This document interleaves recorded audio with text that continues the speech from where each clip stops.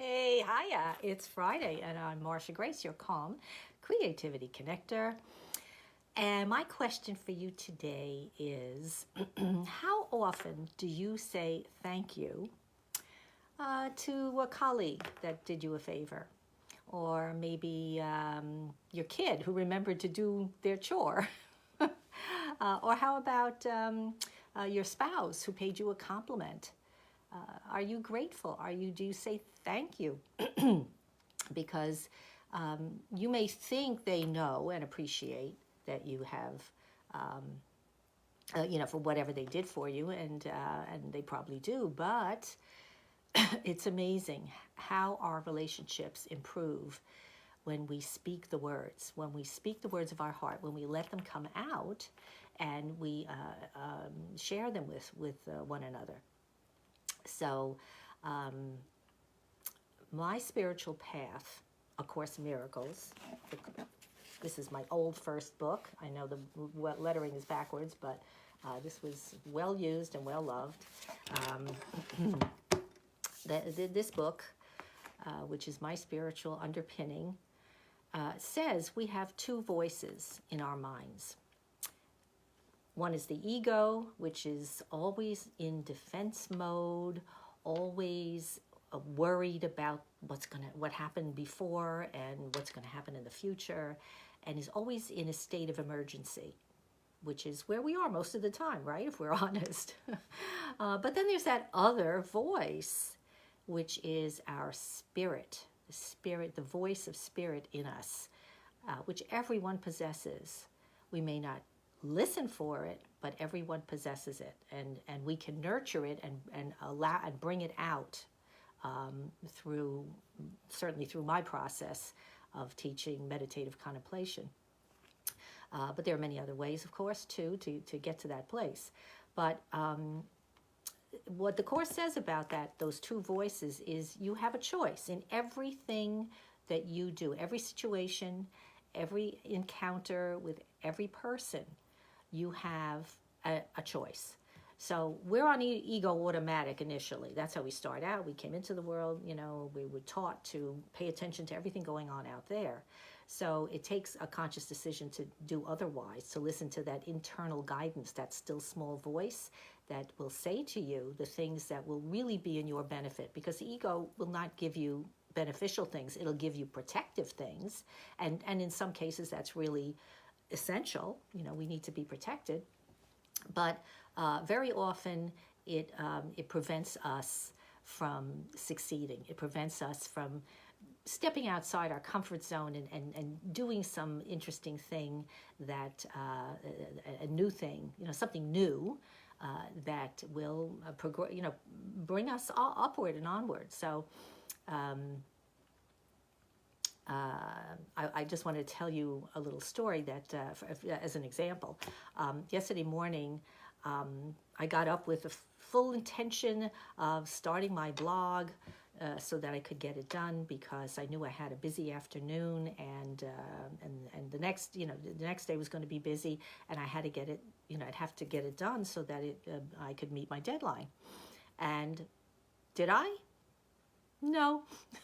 I let a million other things get in my way, and so I didn't start it in the morning, which was a problem, because now I didn't know when I was going to find time. So I moaned a bit. I have to admit it. Yeah, I moaned, and I beat myself up slightly and said, "What's the matter with you? How come you didn't do it? You knew you had to," and blah blah blah. I did that for about 30 seconds, and then I said, "Wait a minute. This is not in my own best interest. To beat myself up is not helpful." So I said, I'm going to forgive myself, because I'm only, here, and I make mistakes and things happen and whatever. So, but I'm going to make a positive statement, and I'm going to say that it'll work out. Somehow it'll work out. I don't know how at the moment, but I'm going to listen to that internal guidance, and I know there will be an answer. So that was shifting from that negative scarcity kind of idea back to a place of positivity and certainty and a feeling of moving forward that I was presenting myself with. And wouldn't you know, a few minutes later, I get a call that my evening meeting was canceled. So that gave me the evening last night to get it done, to actually work on it. It was up till midnight, but I got it done. And I said, thank you to the universe. Thank you to my own willingness to have an answer. I think that's really, really important. We need to know that we deserve to have a peaceful answer. Peace, right? Peace, brothers, peace. What is that? How do we did this. Yes, we did this. This is upside down, but we did this too. Because we want peace, right? We want peace. We don't want boredom. Peace is not boredom. I hope you know that. For me, peace is not boredom. Peace is not having any encumbrances hanging on you, weighing you down, so that you're free to flow and to do and get things done and be creative and joyful. So why is being grateful so important? Why is it so vital to a successful life? Well, we've been talking about abundance mentality, right? And abundance mentality comes from an attitude of gratitude. When you're grateful, as I said, gratitude, it takes away all that scarcity that you have in your mind. It just eliminates that, because gratitude and scarcity just cannot coexist. It's one or the other. So when you're grateful, you are able to go and do and feel your power, your own power that you have to accomplish whatever it is you do in your life. So absolutely, gratitude will lead to an abundance mentality, and because it sees only the good. So as you practice gratitude more frequently throughout the day, you're going to find yourself just being so much more upbeat and alive and looking forward to whatever it is that's coming next. But staying focused, getting things done, getting them done so that you can take care of the next thing that comes along. So another reason why gratitude is really vital to a successful life is, we all make mistakes. We make mistakes. We get rejected, right? Who hasn't been rejected? If you're in business, for sure, you've been rejected by somebody, whether it's a colleague or a vendor or a client or, somebody, right? Okay? Definitely. We've all had those experiences. So you have a choice. Here's your choice again. You can listen to one of those two voices, and the choice is, am I going to wallow in my misery that someone rejected me or that I made this mistake? Or am I going to move on? Just say, okay, that happened, and, maybe I can learn something from it and get on with it. So, and this allows you to enjoy your life. What's life for if not to enjoy it? Do you want to sit there and feel sorry for yourself? That's not fun. At least it certainly isn't for me. I don't enjoy that. So, okay, so get on with it. Feel bad for a minute. Of course you're going to, but then let that be water under the bridge, just flow it away. And then another reason that gratitude is so vital to success is that you can catch your negative thoughts. When you catch those negative thoughts and you replace them with positive thoughts, with proactive situations rather than just reacting to situations.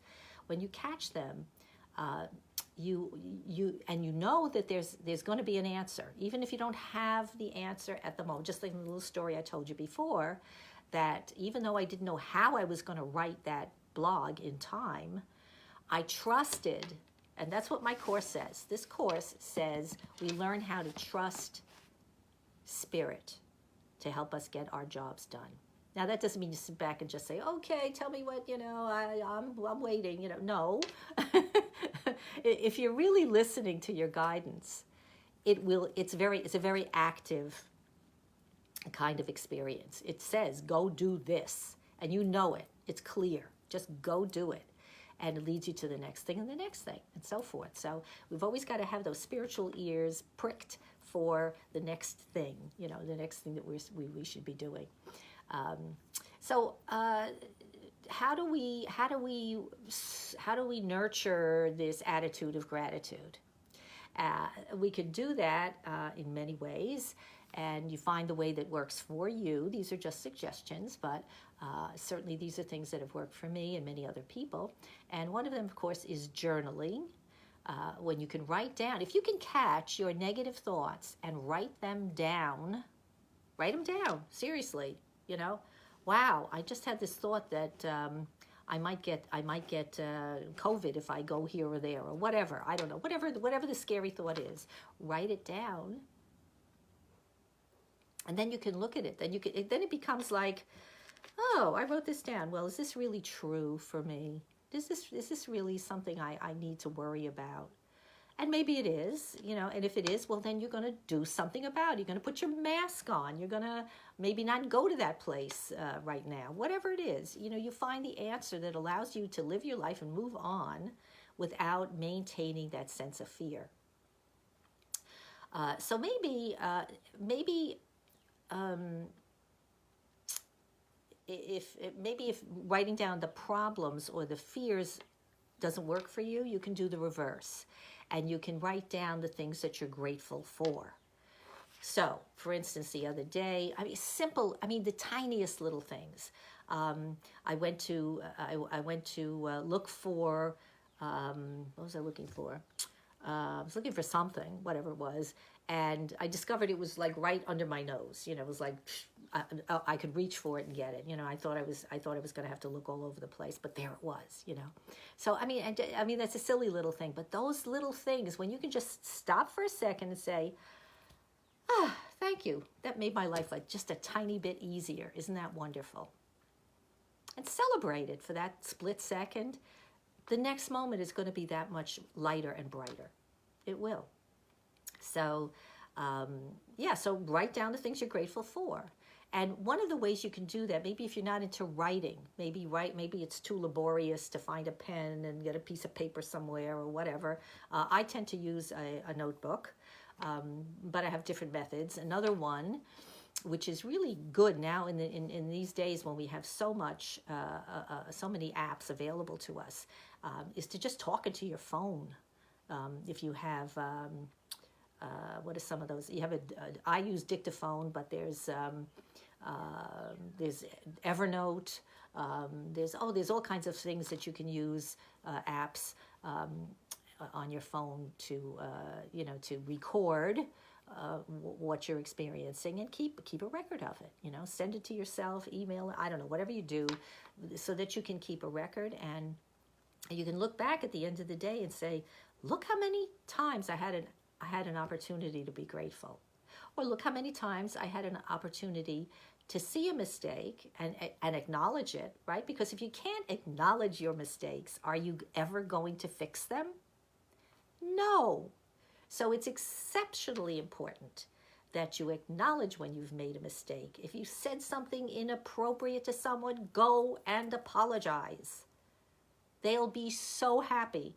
They'll be jumping for joy that you were able to do that, and they're going to love you even more. So these are the kinds of things when you can write them down or speak them into your phone or whatever, to keep a record, so that at the end of the day you could look at that and you could say, wow, I really made progress today. I really took care of myself. And that's what it's all about, right? I talk about this all the time. We must take care of ourselves first, so that we can take care of everybody else, right? Okay, so there's so much more to say about gratitude and about being grateful. Be grateful for yourself. Be grateful for what you have.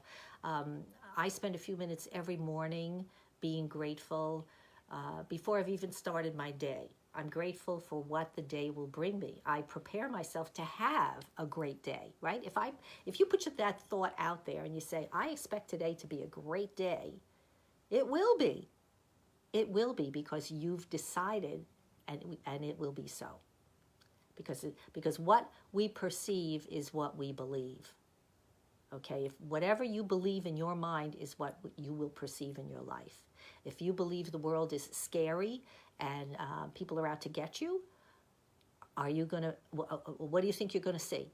What do you think you're going to see out there? You're going to see scary people. That's what's going to happen. So if that's what you're seeing, then please make a new choice. Make a new choice.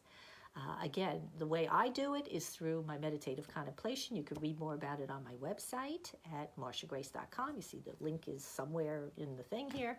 And not the link, but the website. And please share this if you got anything out of this. Share this with other business women and with anybody you think who might benefit from what I had to say. And you can also get my 10 tips to find your calm, because everything we're talking about has the ultimate goal of finding our calm in the midst of every day. That's always my goal.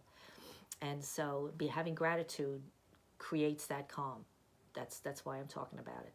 So go to my website and get the 10 tips. It's a nice, pretty little thing that you can download and keep posted somewhere to remind you of ways that you can release your stress. And remember, and one other thing, and also you can join my Facebook group for the busy, which is called Calm, Creative, Joyful for the Busy Businesswoman. And on there you will find some supportive materials. You'll find other brilliant women who are ready and willing to have a conversation should you choose to ask a question or start something there. We'd love to hear what you have to say, or if you're having a problem, share it, and you'll get an answer. You'll get help for sure. I monitor it, and so for sure you will find help. All right, so it's the weekend coming. I think the weather's warming up here on the northeast coast of this United States. And I want to wish you a very happy rest of the day and a happy weekend and week ahead. And remember, everything begins with your thoughts, so keep those thoughts light. Bye-bye for now.